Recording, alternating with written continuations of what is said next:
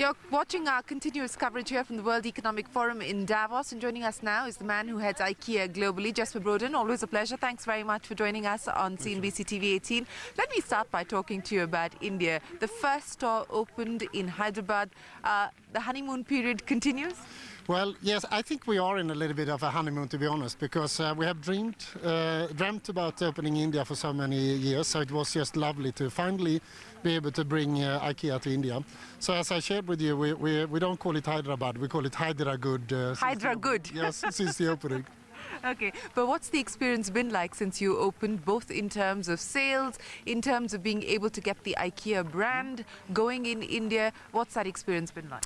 You can say the reception has been phenomenal. From a brand perspective, we are way above expectations. So the way we went from 2% top of mind awareness to way above 70 during the period since the opening has been a surprise. Nothing we've seen anywhere else in the world. Sales is good. We're learning, but we also spent a lot of time in our research before, together with thousands of visits in homes, to ask people what is relevant for them. We develop products so it's not only the generic IKEA offer, but it's really both the functions, but also the products that match the wallet size of people in Hyderabad. So I think we're quite happy with the development after the first 6 months. Next stop now in India, and I know that you've been acquiring land across the country in order for you to be able to scale up. Give me a sense of what we can expect in 2019 and beyond. Yeah. In the past we used to open a store and learn, reflect and then move on. But in India we decided to attempt by the amazing expectation of shifting demography and development in economy to take the risk to put the spade in the ground in many places. So we basically, in both Mumbai and in Bangalore, already started to work on our next stores. We're in Delhi looking at sites in different places and locations. So the ambition is to be rather fast in trying to bring IKEA to more cities. Mm-hmm. So how soon can we expect these stores to open in Delhi, in Bombay and in the other areas that you're looking at? Well, it depends on the monsoon, it depends on a lot of things, but I think Mumbai is about a year from now. Within a year, I would say, and Bangalore not far from that. And Delhi, it's a bit early to say because we haven't figured out all the details yet, but within a few years we would see IKEA in more cities.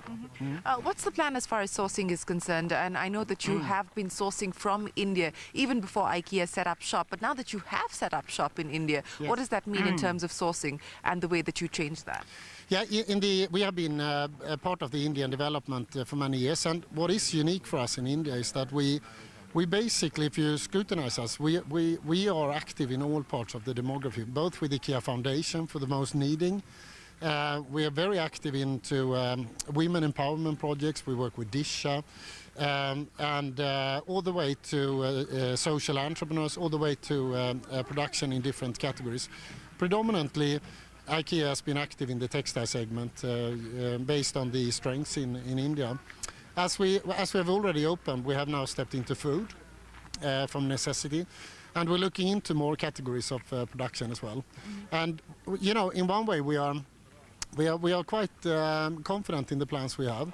And at the same time, we need to build some certain volumes in order to justify some of the investments. But that's going to come in the years to come. So you talked about food being a new category for sourcing from India. What could be the other potential categories that you would look at?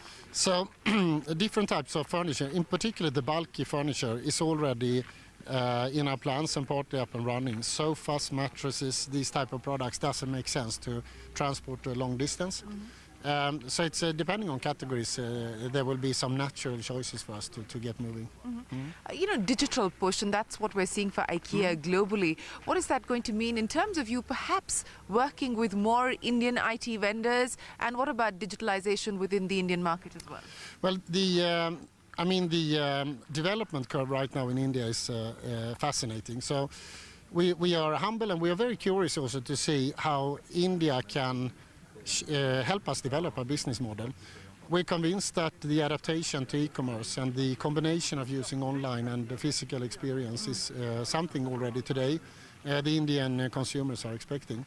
So as much as we are ambitious about building flagship stores, we're also very ambitious about building distribution networks and digital experiences. But on e-commerce, because that's a part of your strategy globally as well, are the rules in India, which have now been reiterated or revised by the government, restrictive? Do you believe that they will hamper your e-commerce plans? It is our belief, and through all the excellent contacts we have had with the states and on an Indian broader level, we feel that we are in good dialogue with people. It's a matter of how to progress and with the respect of the massiveness of moving India, so to say. So we have lent ourselves as a speaking partner, but we're also ambitious and a believer that India is on a path of modernization. So yes, we think the progress is definitely in the right direction. So when can we expect e-commerce in India from IKEA? So when it comes to e-commerce, we already started to offer different types of services. E-commerce is not only one component. It is about how you actually can access our offer digitally, but also how you can purchase and how you can get it home delivered. So these things will hopefully within, I would say, the coming 3 years period, we will see IKEA in India catch up with how it looks in other markets. It depends, of course, on a dialogue and the legislative work that needs to happen. But we're very optimistic that within 3 years we will see a full-fledged opportunity. You know, given the land acquisition challenges in India, would you consider experimenting with smaller format stores in India, which is something that you're toying with globally as well? Yeah, absolutely. And if you take Mumbai as an example, we're already contemplating how we can combine a big footprint flagship store with reaching people in the peninsula, for example. And as we are testing and trying different concepts right now, having a lot of fun with that, India is definitely a place we want to try that. And to be honest, I think it's not about testing and trying and then bringing it to India, but we will also test together with customers and consumers in India what would be relevant in smaller touch points there. What's the global outlook for 2019, given the fact that we're seeing these trade tensions escalate? What does it mean in terms of possible supply chain dislocations? Have you seen anything already? What's the story for 2019 for the rest of the world? You can say there's a lot of volatility in the world, and there's a lot of reasons to be concerned. We have benefited, like many companies, and I think people at large, from trends in opening borders, free trade, which has ultimately, we have enough proof point to see that that is to the benefit for the many people. So it's worrying times on one side. At the other side, you can say a company like IKEA or a community, including the supply chain, we are long-term, we are builders. So we don't even have the capability to take swift decisions to shift our supply chain. It's a lot of jobs, it's a lot of investment. So we'll just have to see and be prepared for to be agile, but also to stay grounded in what we believe in is our vision and what our mission is to contribute to society. So Jesper, back to India and a final question. In terms of the plans that you have, what will it mean for a ballpark figure in terms of investments? Honestly, I don't have a number top of mind, but you can say that currently, the last period, China has been the place we have invested the most. And how much would that be? And I don't have the number top of mind. Maybe I should. But it will be considerable. I would not be surprised in the period 5 to 10 years ahead that India will be among the top 3 investment regions for us in IKEA. And then let's see. We are not in India to. You know, we feel that we are part of the Indian community. If you look at all the activities we do, I think there is enough proof point for that. Then we consider India as a gift for us to learn.